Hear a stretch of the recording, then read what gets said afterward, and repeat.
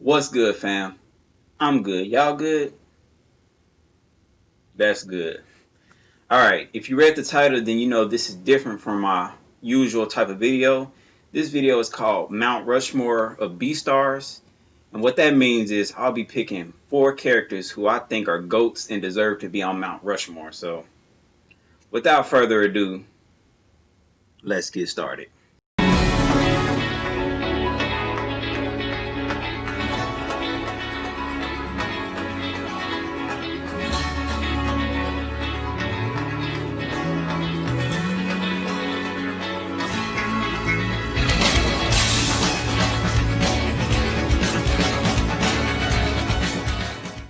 Alright, so the first person I think deserves to be on Mount Rushmore is no other than, you guessed it, Legoshi.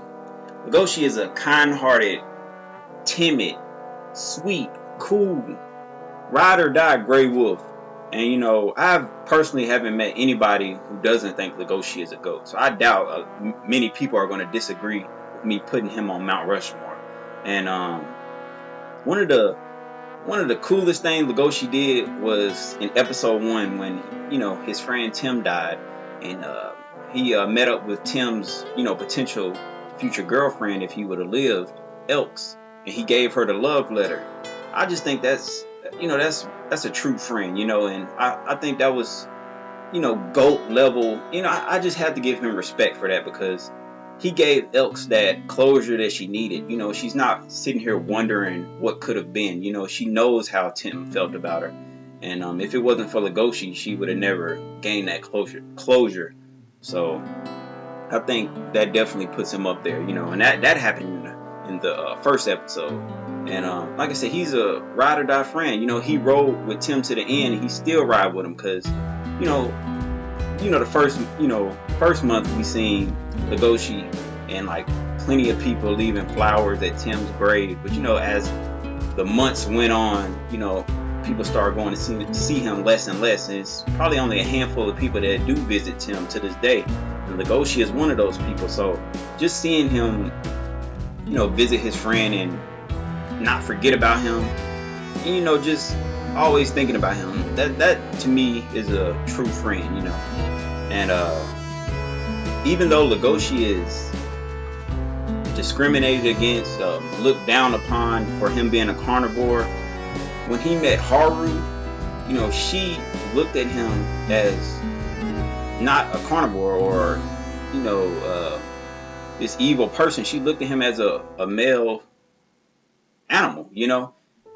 She, granted, when she did meet him, she was pulling the man's pants down, but still, she didn't look at him like he was just this beast or a freak of nature. She just treated him like he was a male. And we seen in the beginning, Legoshi was very depressed, and that kind of pulled him out of his depression and kind of jump started his love for Haru and his happiness. You know, we start to see Legoshi more happy, and like I said, that really helped his character and, you know, pushed him forward. And another thing is also, you know, a lot of people, you know, talking down on Haru and, you know, calling her slut, a hoe, like, man, Legoshi, don't even get involved with her, you know, she's a hoe, you know. And there's people like that in the real world, but there's also people like Legoshi that's gonna, you know, cut that noise out and treat her like a person, because he looking past what people saying about her. He actually had those conversations with her when he was in the rose garden, and he see how she loves her flowers and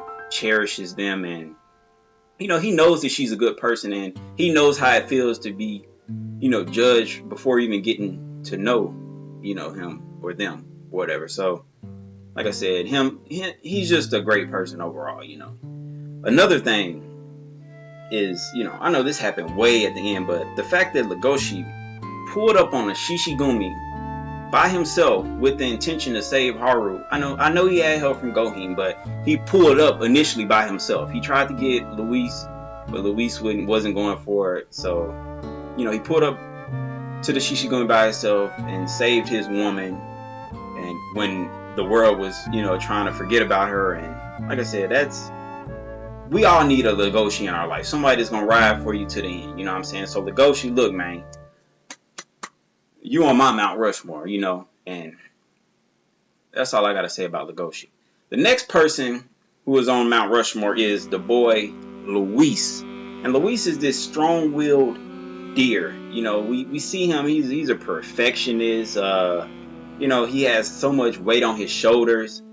You know, everyone expects him to be perfect and to do this and do that, you know, and nobody ever like really, you know, looks deep into his feelings. You know, not that he would be open with people, but you know, it's still, you still have to check on those type of people, those strong people. You know, those be the people that need to be talked to the most. And that's why I think he loves Haru so much, you know, because she like when they first met, she didn't even know who he was, you know, and he realizes that he doesn't have to be perfect around her. He can kind of be himself, which, you know, you see him smile more when he's around Haru. I'm trying to think, is there any like a real genuine smile? I don't think there's any other time where we genuinely seen Luis smile, you know, except for that time he was with Haru and they was talking, and, you know, and she was just letting him know that she wants his love. She don't need his money, you know. So it sucks that you know, it doesn't, you know, Opa saved him from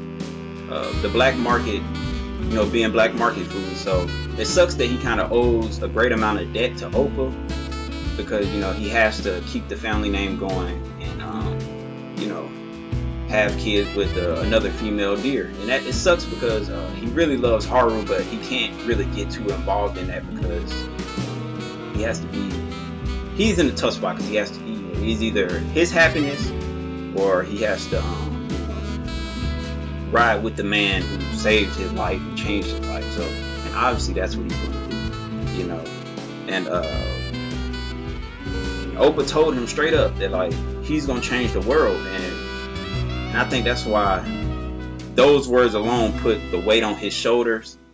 And we see, and like honestly, I started to lose respect for Luis after Legoshi tried to get him to go save Haru, because I thought it was going to be Legoshi and Luis, you know, run up in there and do their thing. But he was kind of like, you know, nah, you know, we got to forget about her. But, you know, we find out later on that he did come save Haru. And he, you know, shot the Shishigumi leader straight in the head and into him. And I think, you know, when his dad told him he's going to change the world, I think he's going to do that. You know, after shooting the Shishigumi leader, I think that set him free. And he's gonna, you know, change the world from the shadows. I mean, eventually in season 2, I think he's gonna pop back up, but I do think he's gonna handle a lot of his business from the shadows, and he kind of is gonna show everyone that it's not just herbivores that need to fear for their life, and it's not just herbivores that are vulnerable. It's also carnivores. So, like I said, Luis, you get my respect, and you a GOAT. You go on Mount Rushmore. Alright, another thing. The man is out for vengeance. Like I said, he's the other person I was talking about that we see pull up and constantly visit Tim's grave, you know, because he made a pact to avenge him. So, like I said, that, you get my respect. You know, you still visiting your fallen comrade months after, you know, the hype died down and all the, you know, fake friends, you know, all the people that was fake crying and, you know, acting like they really cared. You know, they don't even visit him no more, but, you know, the Goshi, Luis, and I'm sure Elk still visit. I hope she do. But those are the 3 I think. But next up we got the girl Haru. She is 3rd on the list, and you know, Haru, she's always been pitied, you know, and I know that sucked for her. And her mom told her straight up when she was a young girl, like, if anybody's gonna die, it's gonna be you. You gonna be the first one to die. And honestly, that's a fucked up thing to say to your kid, but you know, I think that really stuck with her. And as she grew older, she seen like the pity that everyone gave her. Like, she wasn't even, you know, people wouldn't even let her carry. They didn't see her as, you know, this girl that's capable of doing things on her own. They seen her as this girl that always needed help.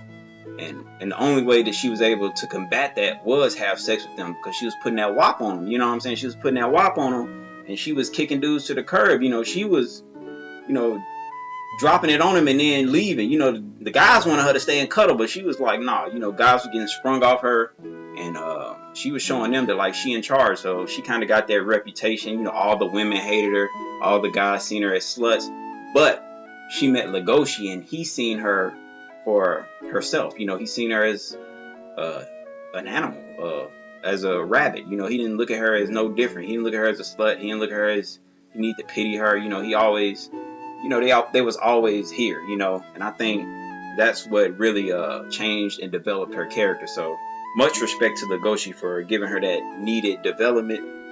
And also, it sucks that she has to fear for her life every single day, you know. And when she had that scene with Legoshi, and she was like, "You don't know how it feels to fear for your life every day," and you know, I felt for her, you know. So she kind of has that YOLO mindset, you know. She don't want to fall in love. She don't even know if she's gonna live to fall in love, you know. So it sucks that she thinks that way, that, you know, YOLO, I might as well just, you know, smash him and get it over with. I ain't trying to, you know, get no emotional ties and all that, you know. So and also, she's a safe space for Legoshi and Luis. You know, like I said, for Legoshi, you know, she's seen him for a male animal. She didn't see him, you know, she treated him legit from the beginning. And Luis, you know, she took care of him. And, you know, like I said, both of them, you know, look at her as a safe space, you know. So Haru, you get my respect. You know, I know a lot of people might disagree with me in the comments on her, but like I said, Haru gets my respect. Oh, and this next person, he's not on the list, but I'm just going to shout him out because he was close to being on the list, and that is Jack the Labrador. Like I said, he's another one of those people that I would love to be my friend. You know, he's a true ride or die, and, you know, he always give needed advice, and, you know, he's always there to listen. He knows when something's up with his friend. You know, just being aware like that, you need people like that around you. You know, people that's going to care about your well-being enough to ask those questions. Are you okay? You know, stuff like that. So he was really close to being the number 4 spot. But the number 1 spot goes to, you guessed it, Goheen, the panda. And, you know, we're introduced to Goheen in the alley when Legoshi was passed out. You know, he's the bodyguard of the black market. And we learned that, you know, after him talking to Legoshi, we learned that he used to be one of those, you know, carnivores that just eat meat and do all that. But, you know, he out the game. He's trying to change the world now. You know, he's a doctor, essentially, and he's trying to change the way carnivores act. You know, he wants a better world. You know, he can survive off bamboo grass. So what other perfect candidate than him, you know? So like I said, it's also nice that when he pulled up on to help Legoshi, like I said, this man automatically deserves GOAT. This man single-handedly, we gotta remember, single-handedly, because Legoshi really didn't take out no Shishigumi members. He was avoiding them. But Goheen single-handedly took out, I forgot how many lions. I think it said 36 maybe, but took out all the Shishigumi by himself with his bow and arrow.